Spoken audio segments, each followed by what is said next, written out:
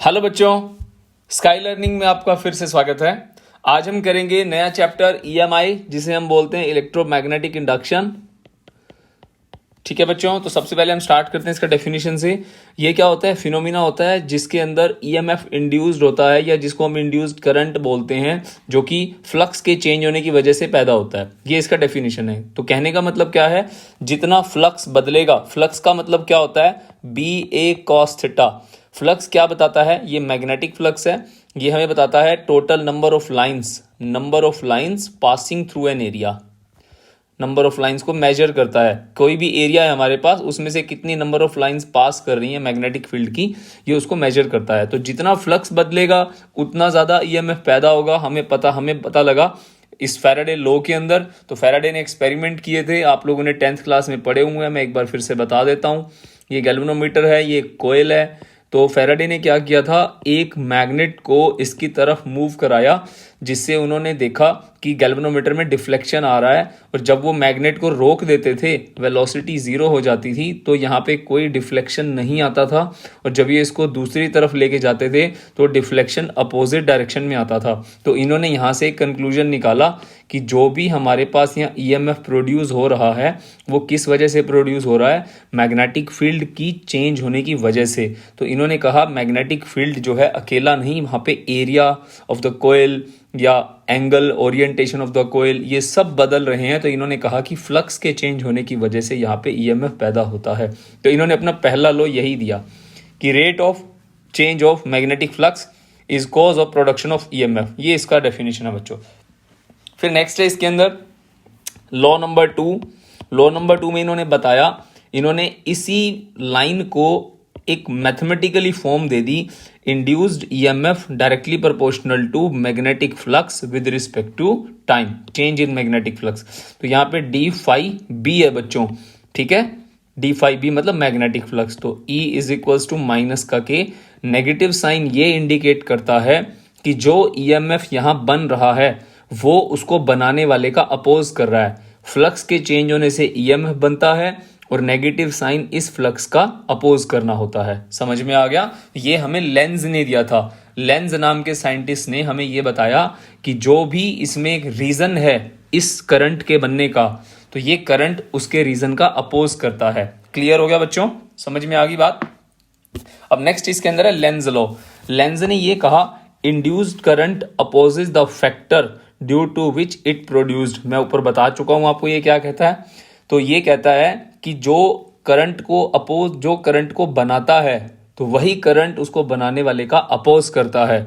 इसको हम बोलते हैं लेंज लॉ। ये law of conservation of energy को ओबे करता है। ऐसा क्वेश्चन पूछा जाता है। कैसे? जब हम इस मैग्नेट को इस कोयल की तरफ मूव कराते हैं, तो ये मैग्नेट मैकेनिकल एनर्जी करेगा। ठीक है, हम इसको मूव कराएंगे तो यहाँ पे मैकेनिकल एनर्जी होगी। तो आप देखोगे इस कोयल के अंदर क्या बनेगा? करंट बनेगा।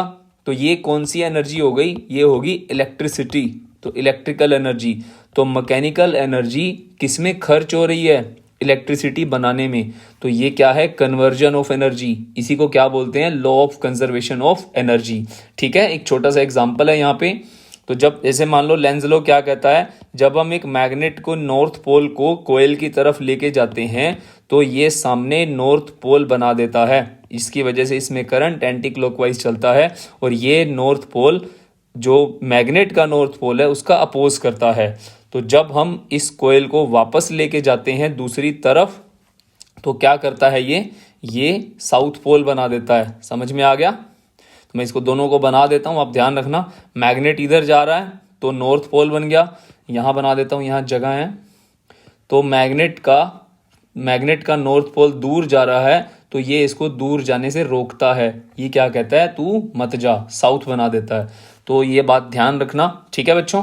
बाकी एक छोटा सा एग्जांपल है इसके अंदर। जब किसी भी मैग्नेट को ऊपर से फ्री फॉल कराया जाएगा, तो किसी कोयल में से पास करेंगे, तो उसका एक्सेलरेशन 9.8 नहीं रहता, क्योंकि इस कोयल के अंदर इसके अपोजिट पोल, मतलब सॉरी, इसके सेम पोल जनरेट हो जाते हैं। सेम पोल कैसे, नॉर्थ आ रहा है तो सामने नॉर्थ बनेगा जो इसको धीरे कर देगा, बट इसके वेट की वजह से ये नीचे आ ही जाएगा। तो कहने का मतलब है कोई अपोजिट फोर्स लगे तो क्या हो जाता है, स्लो हो जाती है चीज़। जैसे हम मान लो चल रहे हैं और हवा मान लो बहुत तेज़ी से हमारी तरफ है तो हमारी स्पीड धीरे हो जाएगी ना, सेम यहाँ पे हो रहा है। तो इसीलिए यहाँ लिखा गया है acceleration is less than gravity due to induced EMF. ठीक है बच्चों, समझ में आ गया होगा। फिर इसके बाद बड़ा इंपॉर्टेंट टॉपिक आता है मोशनल ईएमएफ। इसको हम बोलते हैं EMF due to rod. EMF due to road.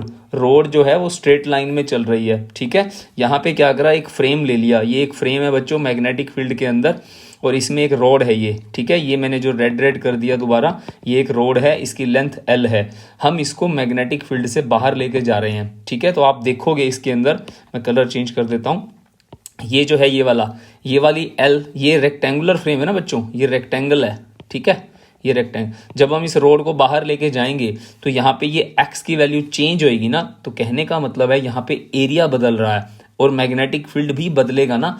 बदलेगा कैसे, हम बाहर जा रहे हैं मैग्नेटिक फील्ड से तो मैग्नेटिक फील्ड का अमाउंट डिक्रीज होगा ना। कहने का मतलब है चेंज होगा। हमें ये बात से कोई मतलब नहीं है कि कितना होगा कितना नहीं होगा। ठीक है, सिर्फ चेंज होना मतलब है हमारे को, मैग्नेटिक फील्ड का चेंज होना, बढ़ना घटना, ये चलते रहना चाहिए। ठीक है बच्चों, अब यहाँ पे करना क्या है, अब देखो तुम्हें लॉ यूज करना है। E की वैल्यू d∅/dt होती है, फ्लक्स की वैल्यू क्या होती है, B × A। एरिया क्या है, लंबाई गुना चौड़ाई, x गुना लेंथ। ठीक है, ये पुट कर दिया तो फ्लक्स कितना हो गया, BLX हो गया। तो आप इस फॉर्मूले में पुट कर दो, BLX आ गया। अब बच्चों सोच के देखो, यहाँ बदलेगा तो x ना, L तो कांस्टेंट है, ये वाली चीज तो कांस्टेंट है ना, x बदल रहा है। तो यहाँ पे x को अंदर रखो, B मैग्नेटिक फील्ड है, L की वैल्यू क्या है, कांस्टेंट है, मतलब B और L कांस्टेंट है, इनको बाहर खींच लो। तो dx/dt क्या है, वेलोसिटी होता है, तो BLV होता है। समझ में आ गया, नेगेटिव साइन क्या इंडिकेट करता है, इसको पैदा करने वाले का अपोज कर रहा है। ठीक है बच्चों, उसके बाद नेक्स्ट आता है इसके अंदर, जब हम इस कंडक्टर को, ये जो फ्रेम था रेक्टेंगुलर फ्रेम, इसमें जब ये जो कंडक्टर है AB या PQ, इसको जब हम खींचते हैं बाहर तो इसके ऊपर कितना फोर्स लगता है। तो force acting on a current carrying conductor वाला फॉर्मूला याद है ना, ILB होता है। नहीं याद है तो पीछे वीडियो है, moving charges and magnetism, matter and magnetism, उसके अंदर जाकर के वीडियो देखो।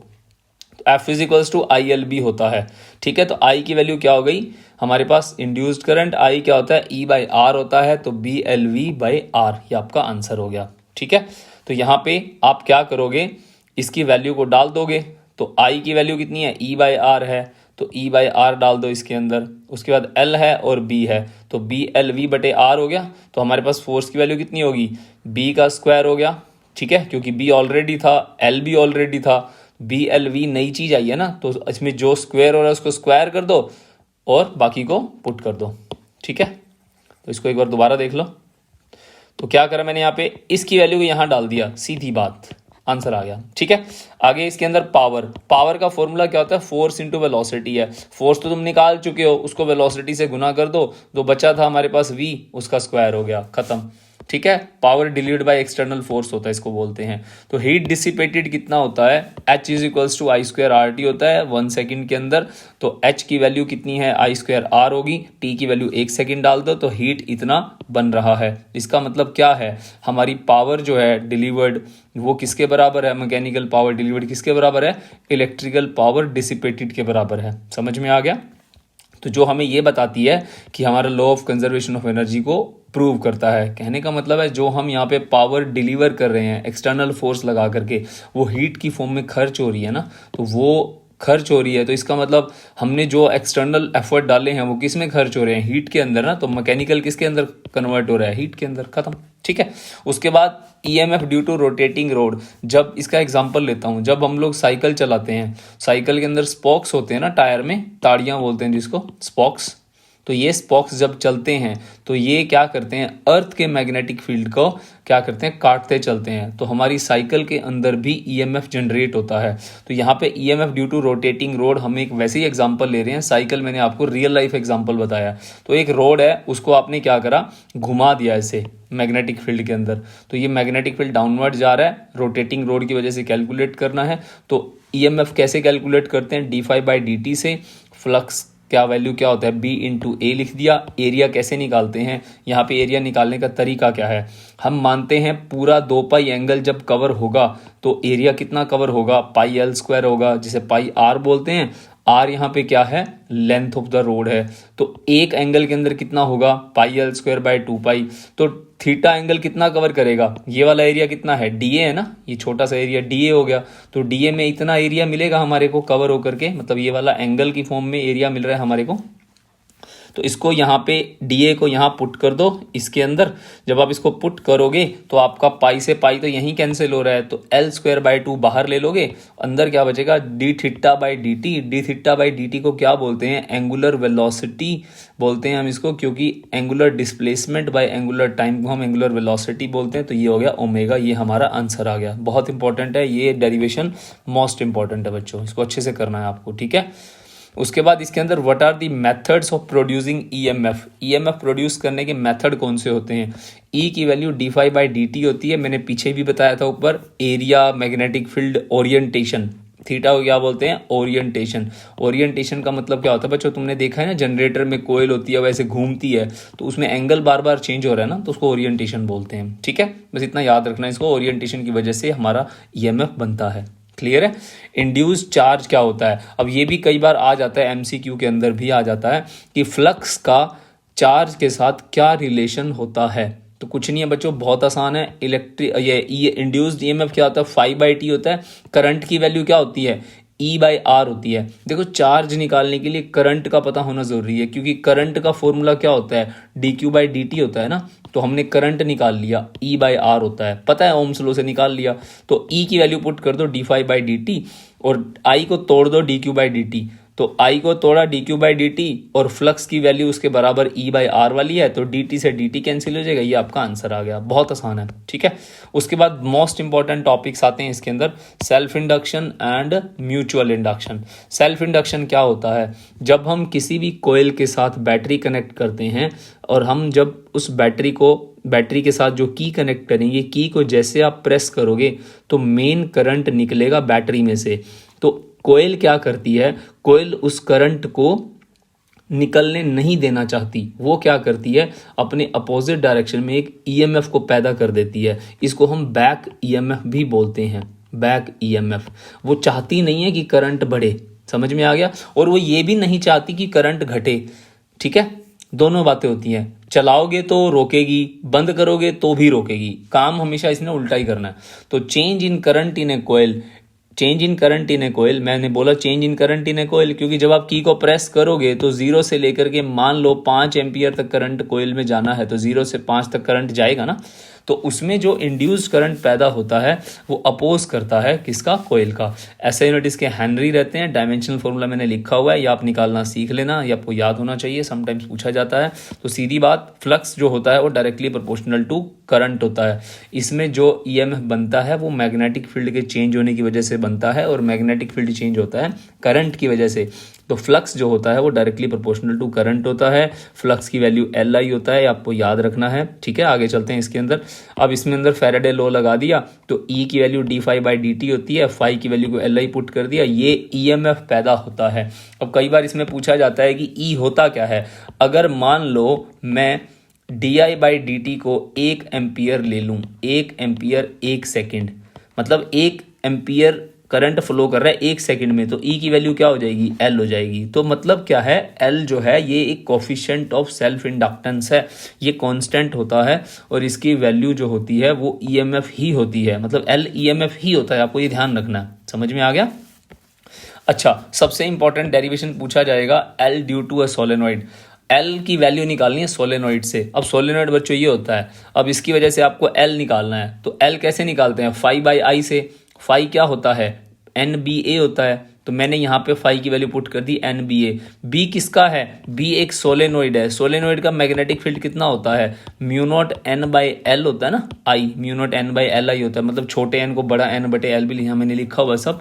इसकी वैल्यू पुट कर दो यहाँ पे, आपको आपका रिजल्ट मिल जाएगा। तो एल किस किस पे डिपेंड करता है, area, number of turns, length और एब्सोल्यूट परमिटिविटी। अगर हम मीडियम की बात करें, मान लो इसके बीच में मैंने कोई रोड डाल दी आयरन की, तो म्यू एम से बदला जाएगा, तो म्यू नॉट को किससे रिप्लेस कर देंगे, म्यू एम से। समझ में आ गई मेरी बात।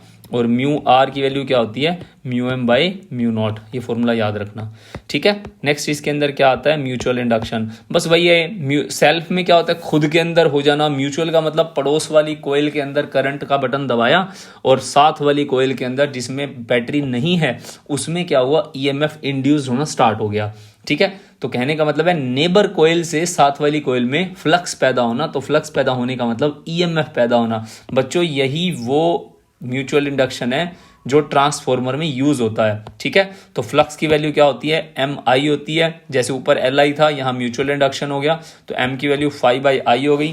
फेराडे लॉ के हिसाब से ई की वैल्यू क्या होती है, -d5/dt, और ई की वैल्यू पुट कर दो, mdi/dt हो गया।